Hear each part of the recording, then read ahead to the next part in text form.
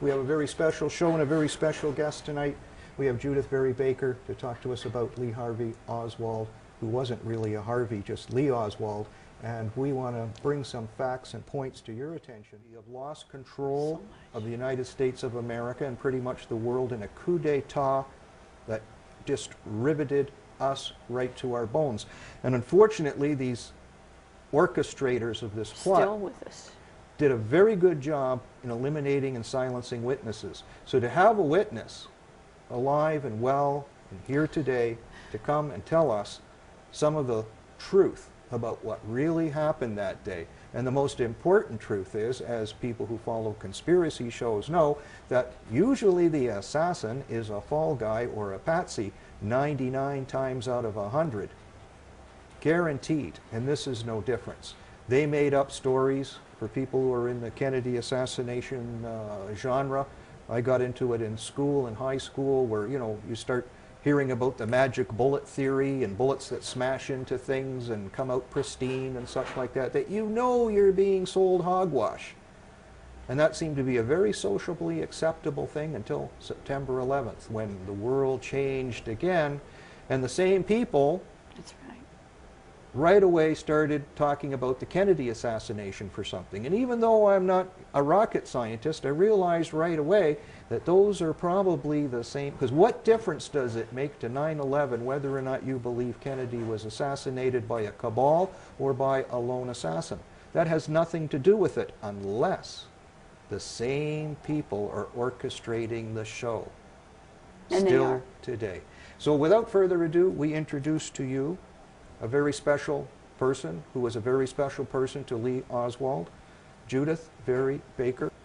How do you do? How do you do? Welcome aboard. Thank you. We commend you for all the work and effort you put into this. As we discussed before the show, it's not a money-making venture, and a lot of time there's a little bit of pain involved, physical, emotional, and all that sort That's of right. thing. And you know, I've been down the trail, you've been down the trail, but the most important thing is what we're fighting for is the truth, and we want to undo what was done a long time ago to us. I want to leave this planet the way I came here, so that my children, their grandchildren, and everybody's children and grandchildren are free to be what they want to be without this tentacle monster all over us. So start to tell us a little bit about yourself so that our people can appreciate the fine lady you are. So when did they approach you to start turning some of the goodness into badness? Well, I was anti-Castro, big time in Florida, because I was going to University of Florida. I was working in some lab work. I had been assigned to try and make cancer more deadly. That's right in the newspapers. And I was told that I should work on this. It was malignant melanoma that I was had been working with, along with Dr. Ochsner, Alton Ochsner. He's publishing material, and some of that material, you know, I gave him information on, for example. And so Ochsners invited me eventually to New Orleans, but just before I went, I had been dating a young man, and we decided we'd get married if he showed up. I mean, it wasn't even that strong a thing.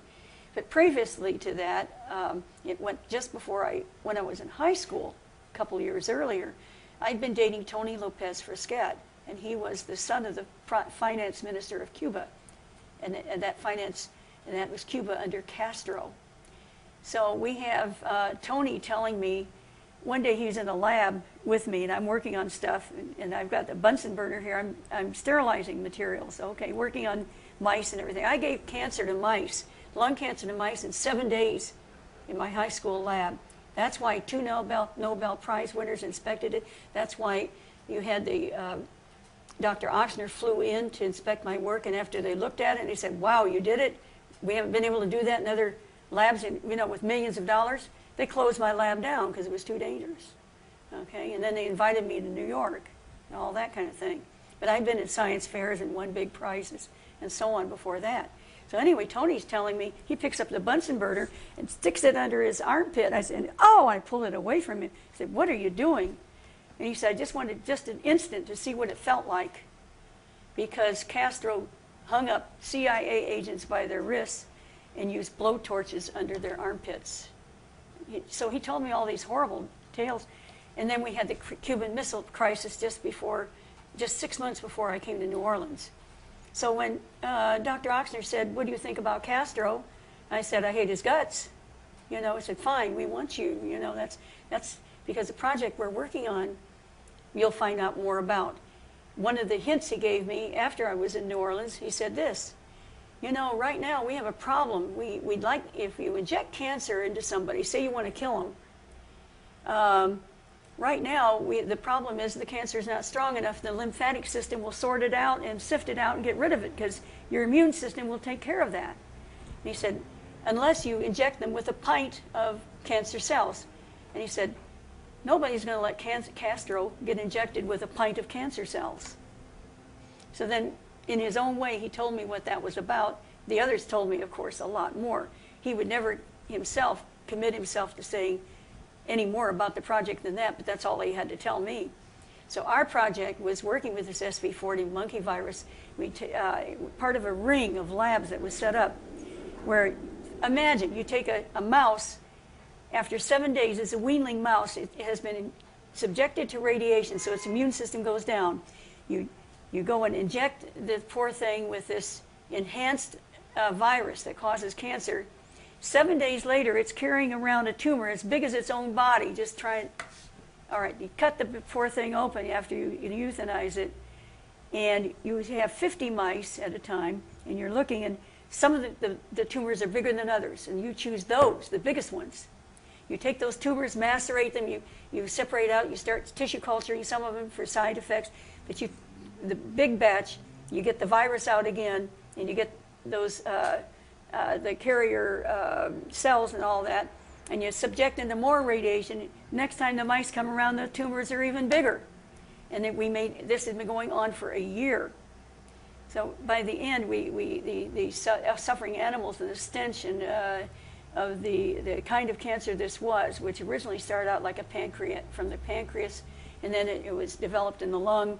The idea was to give Castro lung cancer with an injection. Just a simple injection would have done it if his immune system was down. How do you do that? You get a technician to stand him, and once a year he'd go and get his lungs and everything x-rayed.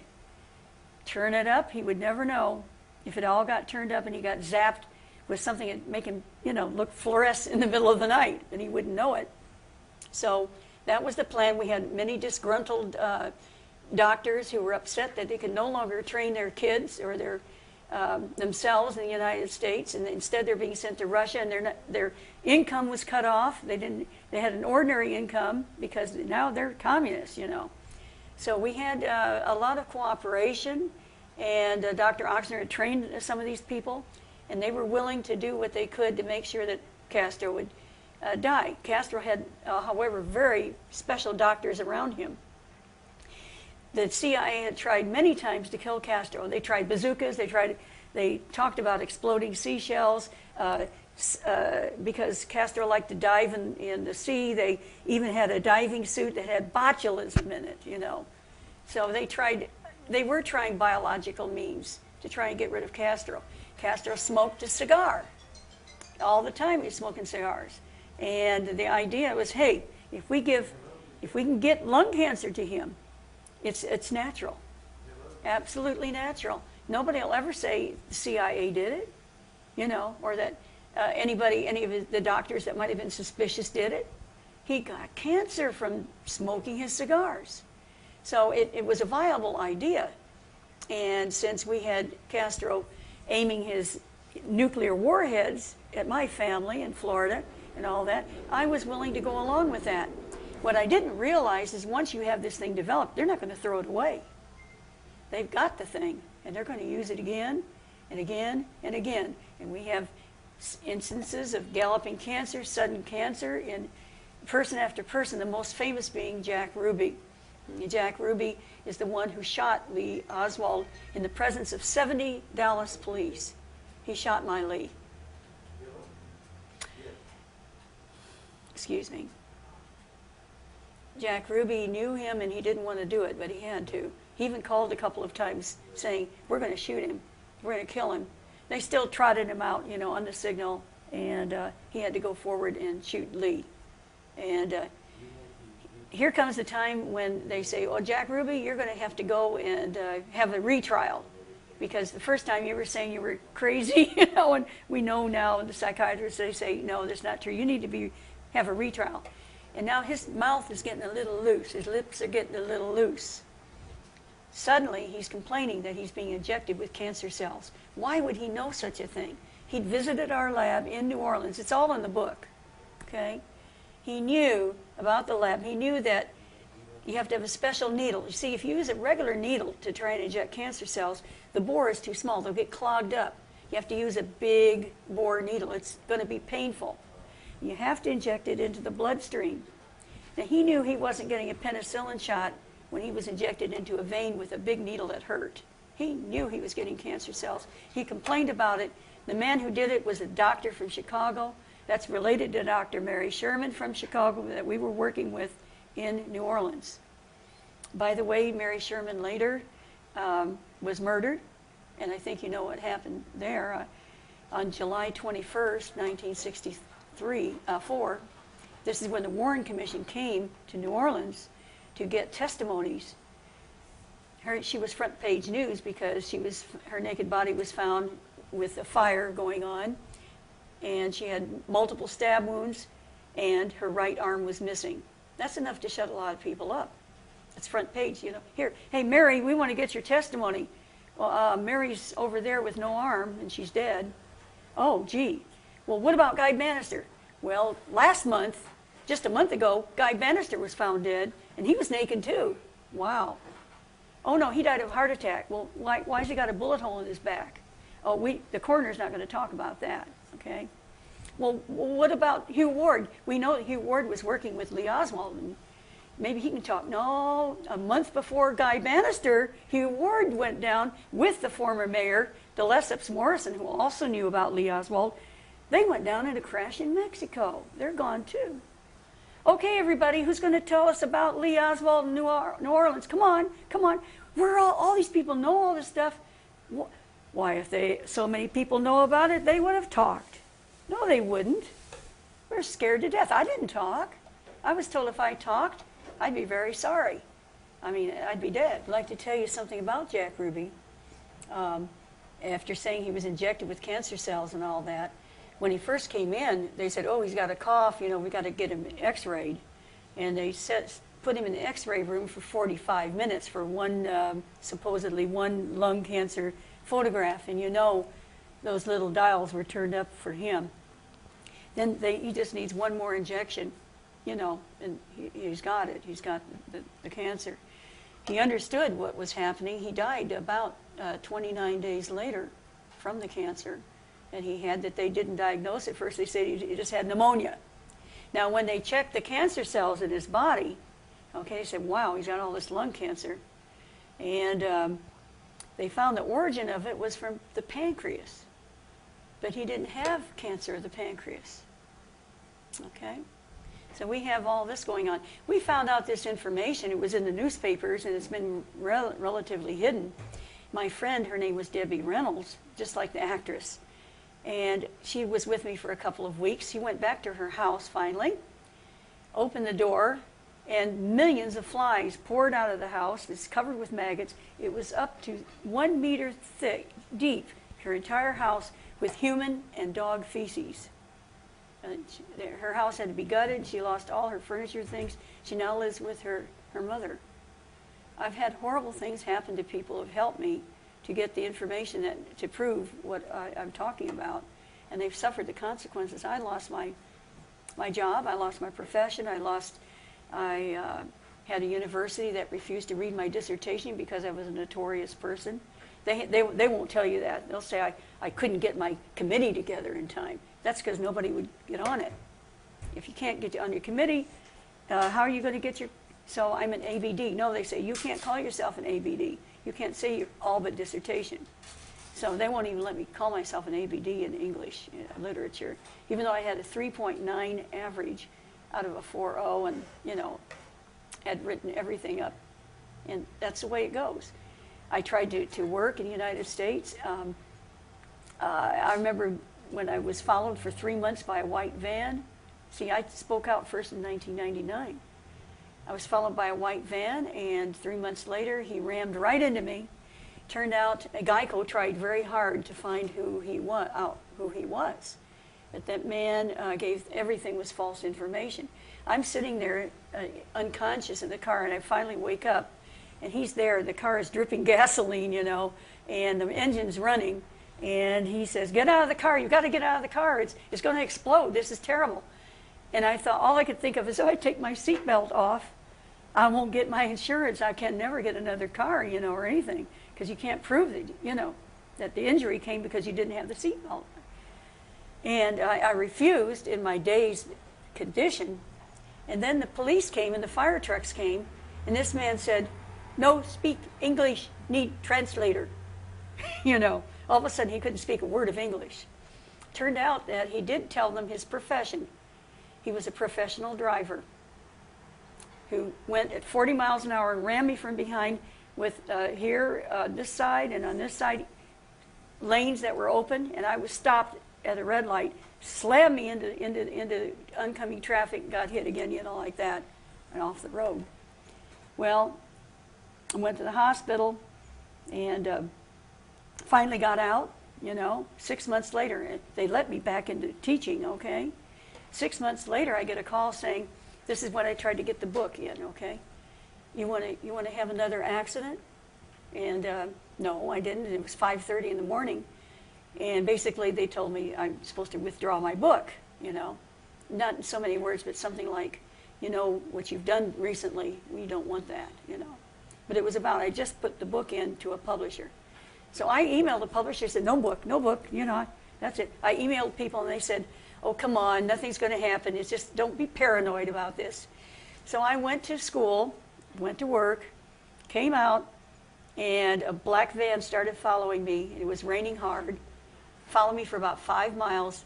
I tried to evade it, and we were going under an underpass, and that black van pushed another car against me. I would have been killed, but there was a big wall of water, because it had been raining, that came up and stopped me from slamming into the concrete embankment there.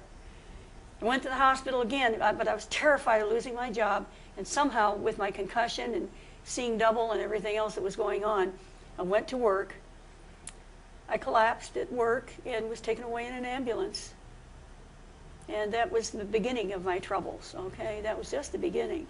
I mean, we can go on and on. Finally had to leave the United States after getting out of a wheelchair twice, okay? And things like, I tried working on an Indian reservation even, and the FBI came and fingerprinted me 4 times. Well, then they didn't want me back. They wondered what kind of criminal I was.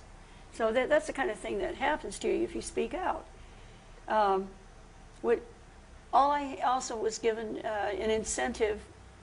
It was by telephone, but I believe it was real. They said, if all you have to do, you know, is to say Lee Oswald killed Kennedy, then you'll be a rich woman. And they named a figure, you know, a certain amount of money. And then a gentleman came by, you know, with a card.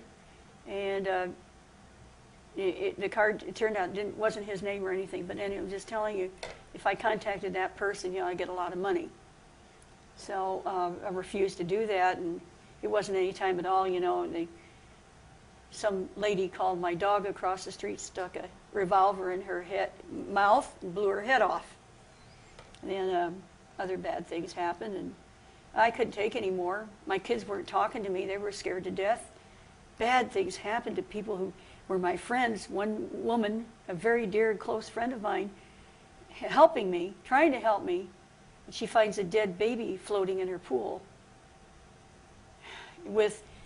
The baby was supposed to have somehow gone several blocks, gone up a high hill, knew the swimming pool was there behind the house, carried 4 toys, although the toys that this child had, only 2 hands. It couldn't have carried 4 toys because they were too big.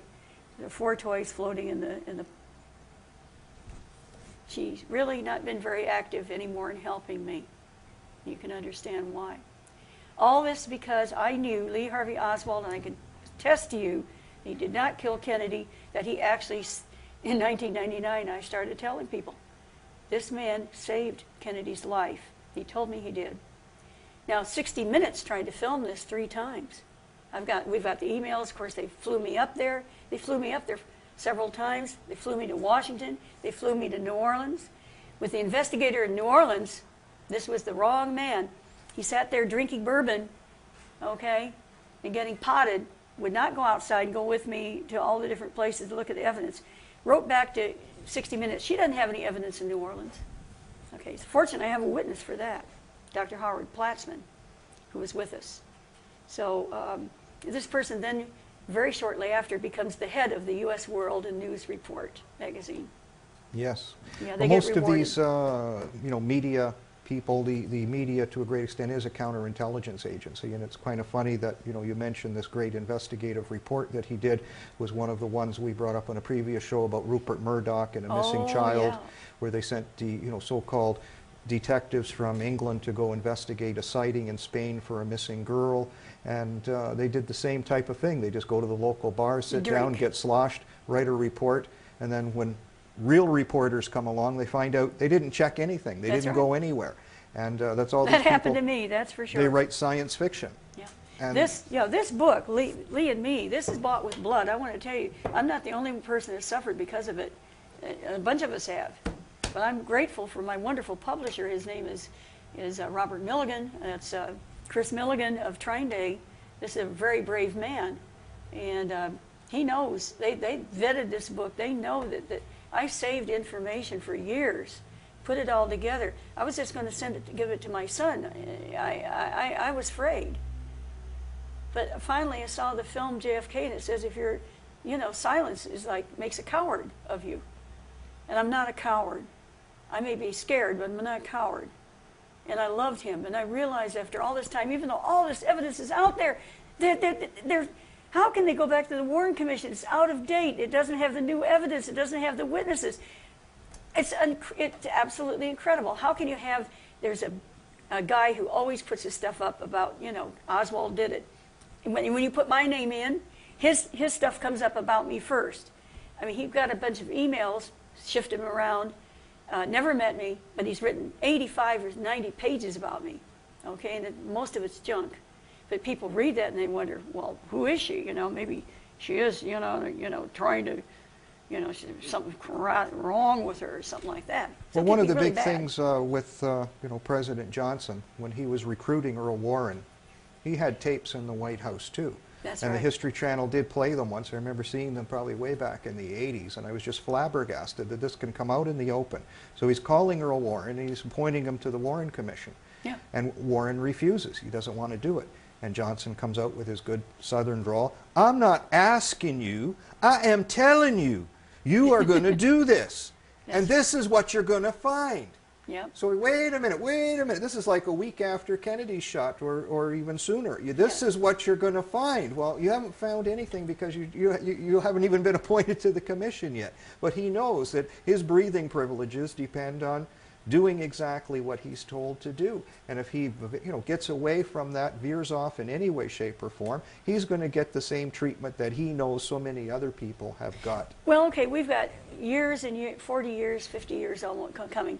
We're going to have all the, if it's fancy and it's on with lots of computers and it's on TV and there's music from Danny Elfman or something, the government's behind it. And they're going to give you another song and dance, and they'll say this case can never be solved. That is not true. People who have read me and Lee say at last we have the answers, and when you read the book, you'll see what I'm talking about. All the questions, if you know the case, they're answered in the book, and we do know a lot about who was involved in the murder of Kennedy. Lee Oswald, when I first said that that he saved Kennedy's life, they said, well, he may have been, framed and all that, but that's going too far. And I stood alone for years, and then along came relatively recently, just a few years ago, Abraham Bolden, Secret Service agent appointed by President Kennedy, the first black one to be appointed, and a very special man, and I love him dearly. And he has come forward with information, yes, in Chicago. Again, we have this connection with Dr. Mary Sherman in New Orleans with Chicago. She wanted to save Kennedy too. Lee was working with her. I was working with Dr. Sherman. You find out that a person named Lee saved Kennedy's life by informing the FBI at the risk of his own life. in Chicago, and they arrested 4 men, and Kennedy's life was saved in Chicago. This same young man had been invited into the assassination ring, and it started in New Orleans. Because of our Get Castro project, he was always pretending to be pro-Castro. His work, one of the things he was doing, was finding anybody who was pro-Castro. They were getting their pictures taken when they took those flyers. We even have films of Lee handing out the flyers because they're taking pictures of the people who are taking the flyers and keeping them. And they hunted down a whole bunch of pro-Castro people. Some of them they deported. A number of them they found more information about and watched so they could find more of them. So we had a whole operation going there.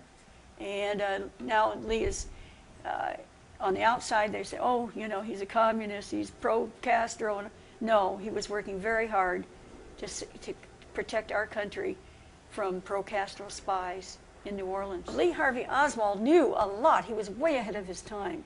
He was intelligent, and even though he had dyslexia, he managed to get an IQ of 118 points. I'm saying I was attracted to him.